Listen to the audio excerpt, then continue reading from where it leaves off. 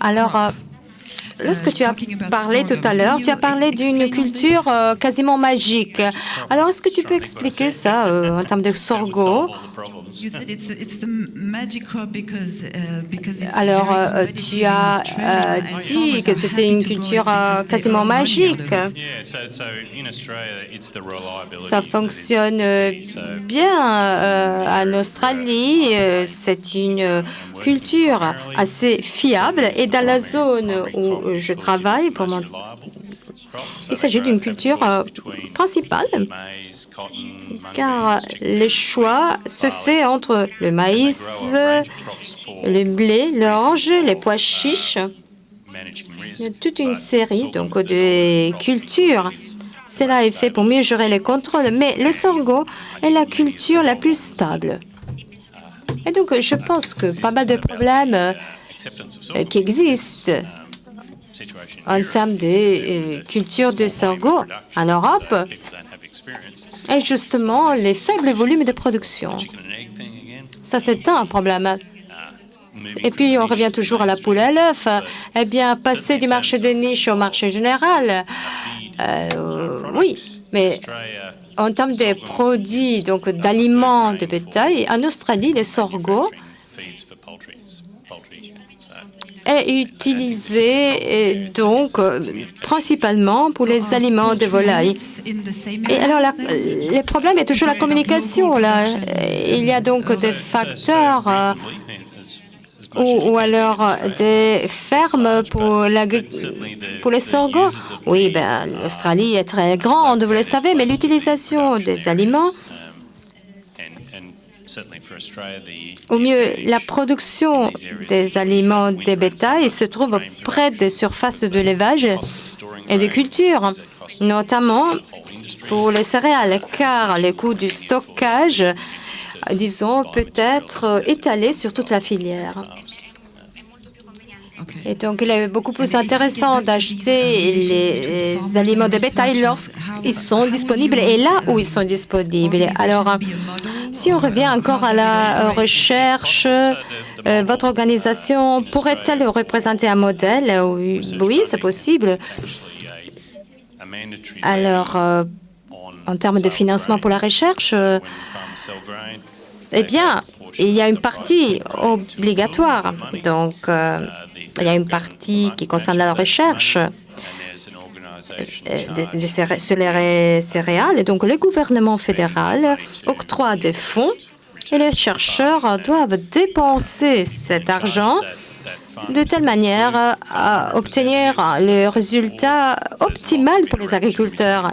Les agriculteurs sont d'ailleurs représentés au sein du Conseil. Il y a donc une interaction directe entre les chercheurs et les agriculteurs pour identifier les nécessités et surtout pour l'intégration. Et quelle est la solution la plus efficace en termes de coût? On ne parle pas uniquement d'une culture, mais on parle en termes de système global. Et donc, dans ce sens, il y a des cultures qui ne sont pas très rentables. Toutefois, il y en a d'autres qui présentent des avantages en termes de rotation ou lors de la rotation. Plutôt que d'écrire dans une loi ces aspects, eh bien, c'est les agriculteurs qui nous demandent ça d'abord. Et je pense qu'on va en parler dans l'après-midi avec la Commission européenne, parce que, si j'ai bien compris, c'est une des orientations, une des directions que l'Union européenne voudrait entreprendre avec la PAC. Donc, oui, je pense que ce serait une excellente manière, justement, pour mettre en œuvre tout cela. Je voudrais voir la recherche mise en œuvre, donc, sur le terrain. Et la communauté des agriculteurs a pas mal de problèmes à résoudre. Donc, il faudrait développer des instruments pour diriger, orienter les activités de recherche pour la solution de ces problèmes. C'est un énorme défi, mais également une grande opportunité. Arnaud, pour vous, votre organisation aussi serait sans doute un exemple au niveau européen, puisque vous faites et de la production et de la recherche. Voilà. Donc c'est des structures qui existent déjà. Oui, ça marche plus. Ça marchait tout à l'heure. Je suis peut-être un peu trop toujours radical dans tout ce que je fais, tout ce que je dis, mais l'Europe, c'est pas l'Australie. En Europe, on est anti-tout.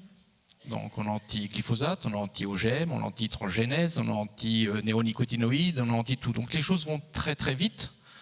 Et je pense que la Communauté européenne, c'est de son devoir aussi de trouver des solutions pour qu'on aille aussi très vite dans l'autre sens. Donc moi je pense que le gros coup de pouce, ça serait, que je répète, des aides couplées ou des aides très, très claires pour aider cette production, pour débloquer un peu tout ça, parce qu'on n'a pas le temps d'attendre. On n'a pas le temps de penser, de philosopher. Il faut qu'on aille très vite. Et effectivement, je pense qu'en Australie, sa démarche est tout à fait normale, équilibrée pour ce type de continent. Alors qu'en Europe, c'est mon avis personnel, mais je pense qu'on n'a plus le temps d'attendre aujourd'hui. C'est une belle transition avec le sujet qu'on n'a pas encore abordé, les new breeding techniques. Yeah, exactly, and thank you for that, because that's really something that we want to address today and deliver some message on that. C'est quelque chose dont je voudrais vous parler.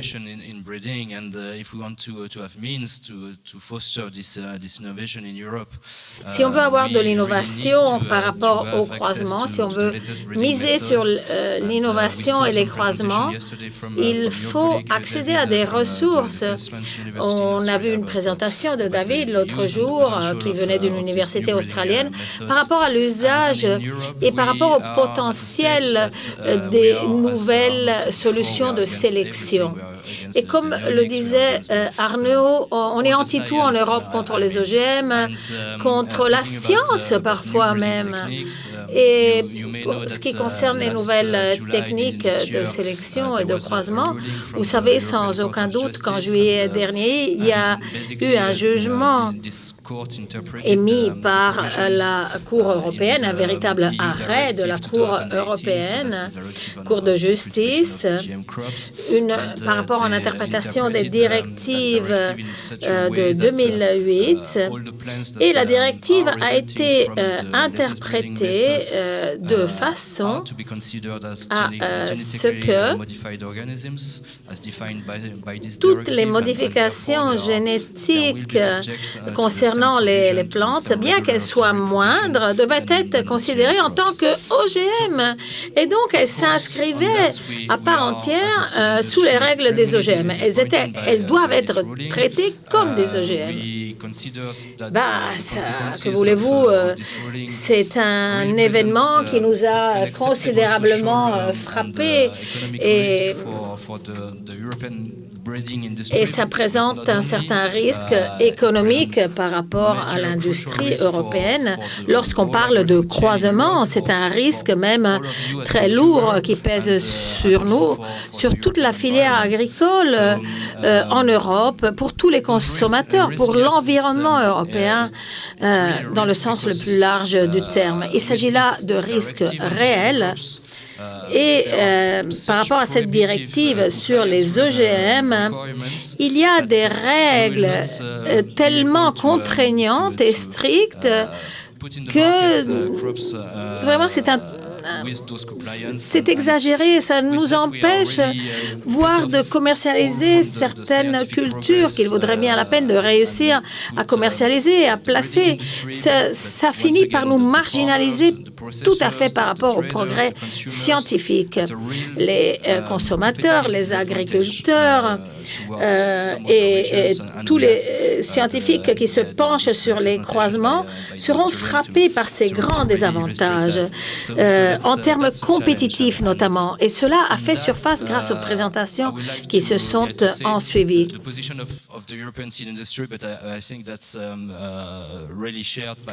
Et la position de l'Association européenne des semenciers. Voyons voir. Eh bien, notre position peut être résumée de la sorte. Les semences, les variétés en Europe font l'objet de lois très contraignantes, comme je le disais tout à l'heure, de lois strictes aussi. Et j'estime qu'il vaudrait bien la peine d'éviter de rajouter des règles encore plus strictes auxquelles se conformer, de nouvelles conditions qui font en sorte qu'on se mette aux normes et qu'on doive les suivre. Et donc, il faut que l'on fasse comprendre que pas tous les croisements mènent à des OGM quand même.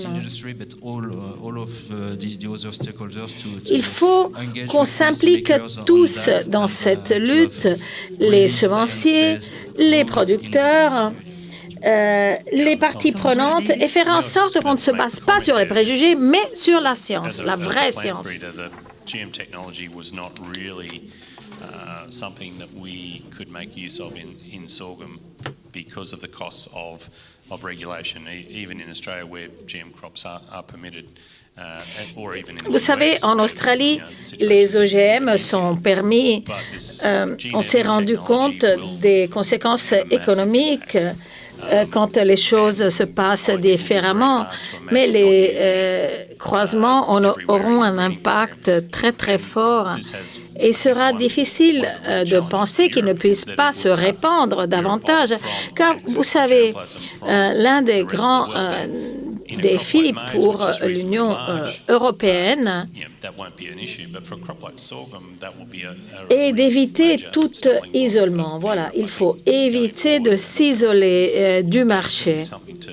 Et le sorgho pourra nous permettre de faire de véritables bonds en avant. Il faut que vous aussi en Europe, vous changiez vos idées à ce propos. Car finalement, le défi réel, enfin bon, les OGM sont permis en Australie, comme je viens de vous le dire, c'est que l'on ne peut pas prouver scientifiquement ce qui est OGM finalement et ce qui ne l'est pas par contre. Ce n'est certes pas facile et pas toujours.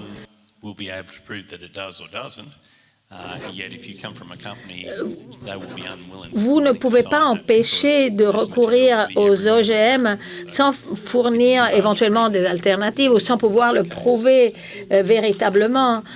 Donc, voilà.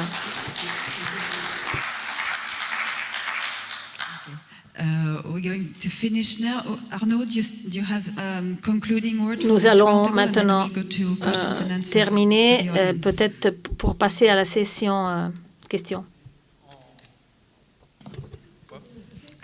En Roumanie, on est assez, curieusement, on est encore très mal organisé au niveau syndical, au niveau beaucoup de choses, mais le gouvernement encore et la population est toujours pro.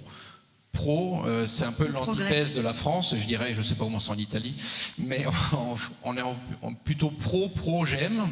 Les OGM sont autorisés en Roumanie pour le mouvement 810 de Monsanto, même s'il n'est pas utilisé parce qu'il n'a pas beaucoup d'intérêt chez nous, mais on est pro. On est pro-irrigation, on est pro-néonicotinoïdes, on est pro...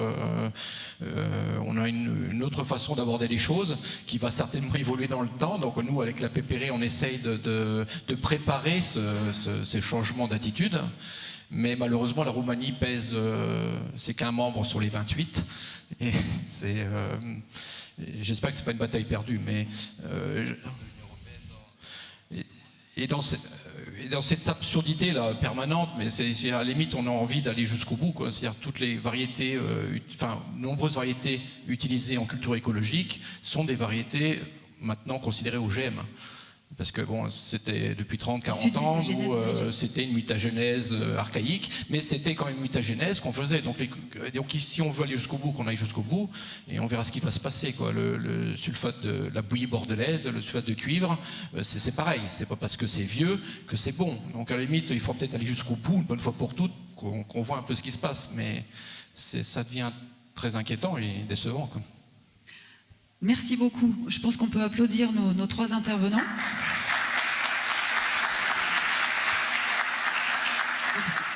Ce que je retiens, c'est le sorgho a beaucoup de potentiel, mais on a besoin d'innovation pour passer ce fameux seuil, pour pouvoir développer la production et l'utilisation, la valorisation du sorgho et répondre aux enjeux d'aujourd'hui. Alors, la parole est à vous. On a un quart d'heure, un petit quart d'heure, avant de passer aux enjeux climatiques.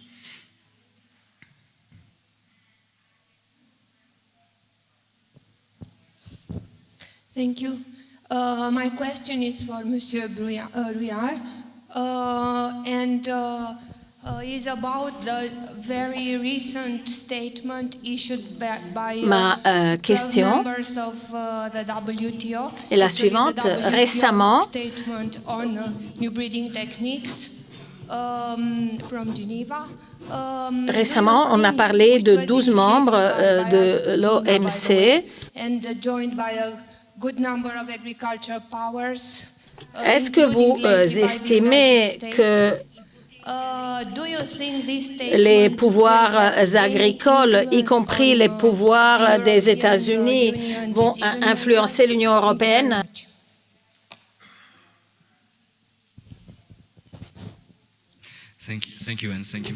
Merci pour la question.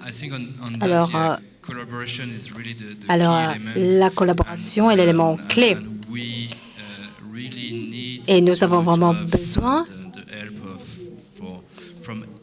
d'aide de tout un chacun. Je voudrais justement ajouter qu'on a vraiment besoin d'avoir des affirmations, bien sûr, venant des pays, donc des États membres, des parties prenantes. Alors, je fais un appel à la communauté scientifique, à la communauté des chercheurs, de fournir des études en partiel indépendantes sur ces méthodes, mais aussi sur l'économie, donc des études financières, mais également les conséquences sur l'utilisation ou la non-utilisation de tout cela. Et donc, nous avons vraiment besoin de parties tierces qui soient impartielles.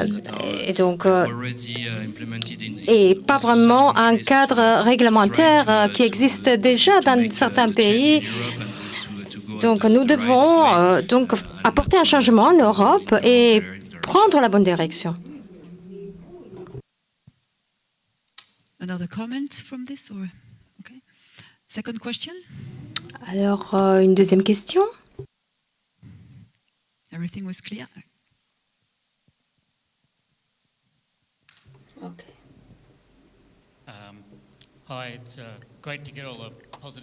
Bonjour, j'ai bien apprécié tous les commentaires aussi sur la modification génétique, c'est ce dont je m'occupe d'ailleurs.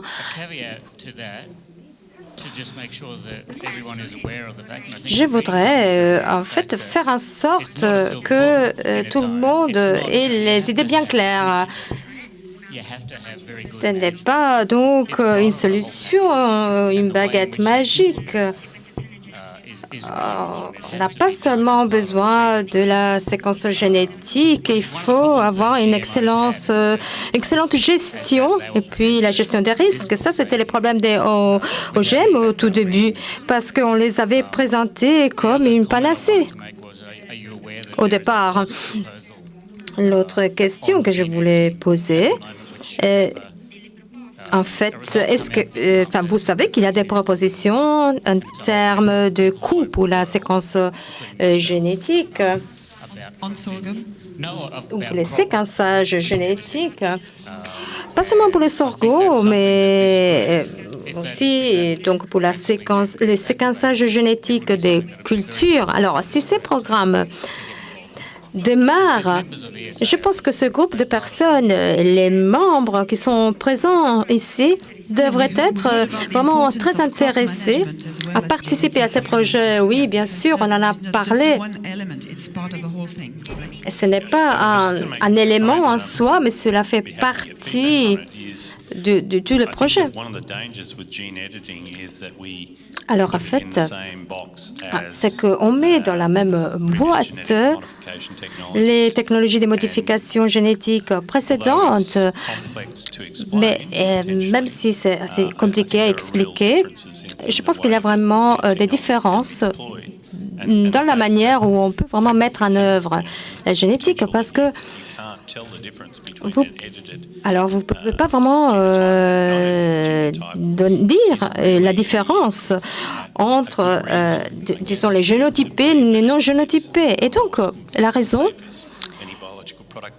est qu'en fait, il faut faire attention, bien sûr, à la sécurité des aliments, mais c'est peut-être une différence justement importante. Je ne sais pas si ça peut être résolu. Je ne sais pas.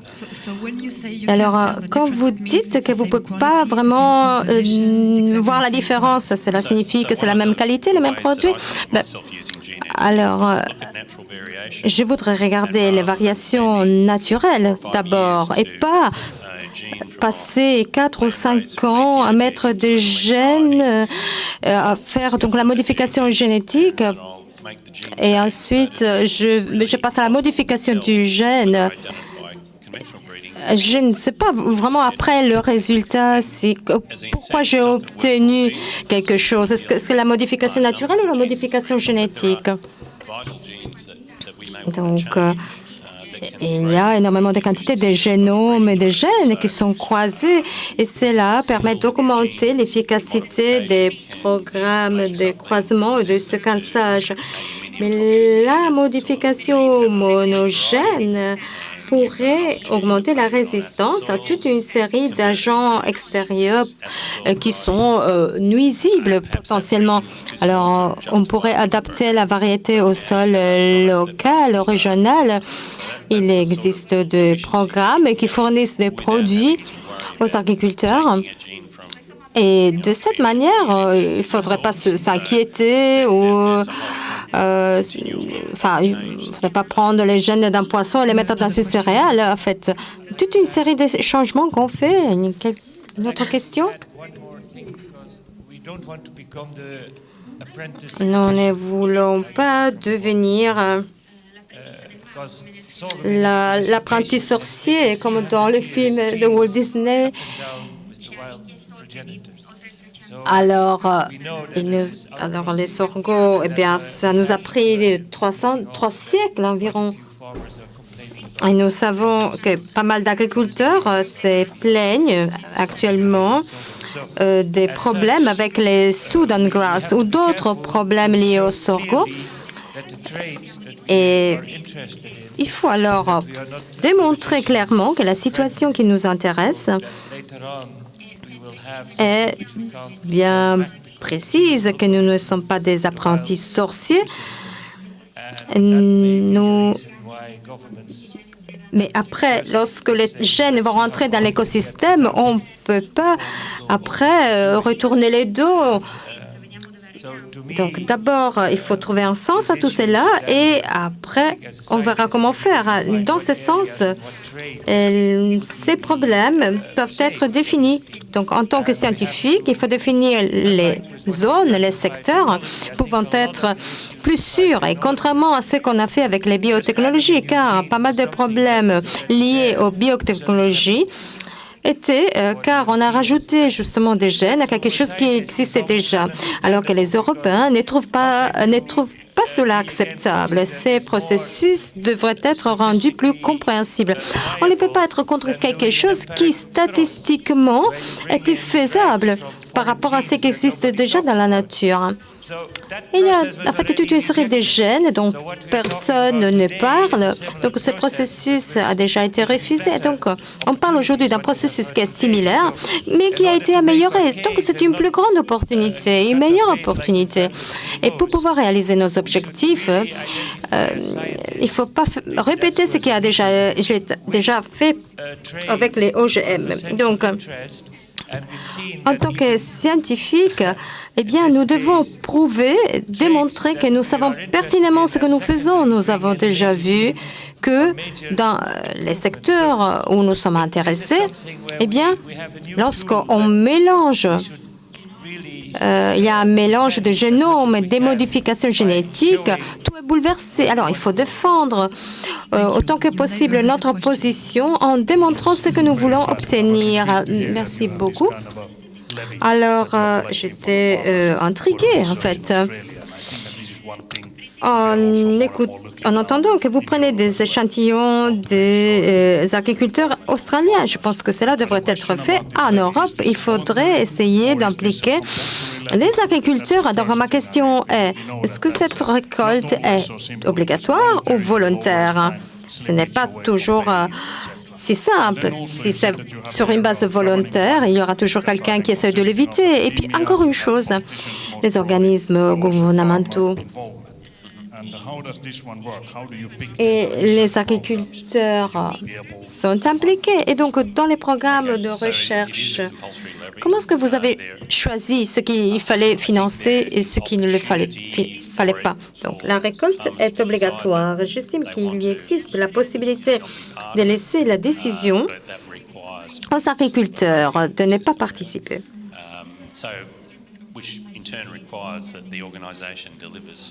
Mais en fait, cela devrait être géré au niveau du système. Il faudrait au moins être impliqué au niveau de l'organisation. Il existe des lois et il y a aussi un système de vote, de cotisation volontaire. Si les producteurs se rendent compte que les intérêts économiques ne sont pas si significatifs ou considérables, il pourrait y avoir une autre solution. C'est une organisation semi- ou demi-gouvernementale.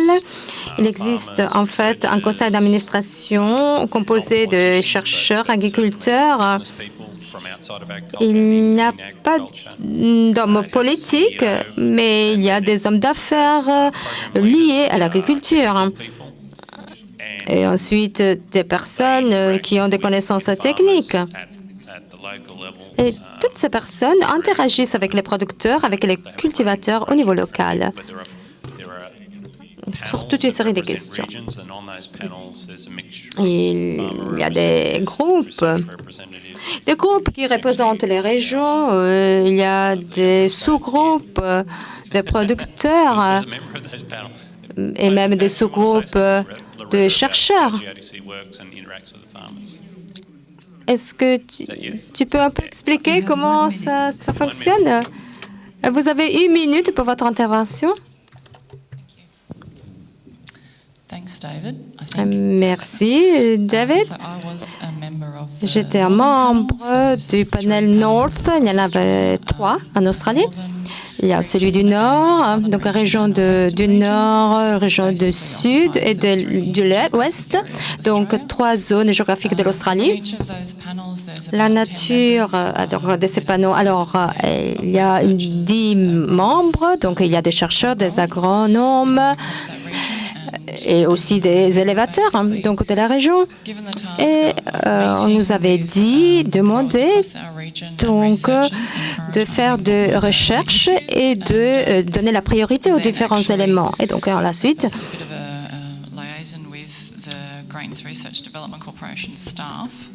on était aussi en relation ou en collaboration avec l'OCSE, donc au C2E, notamment en ce qui concerne le budget.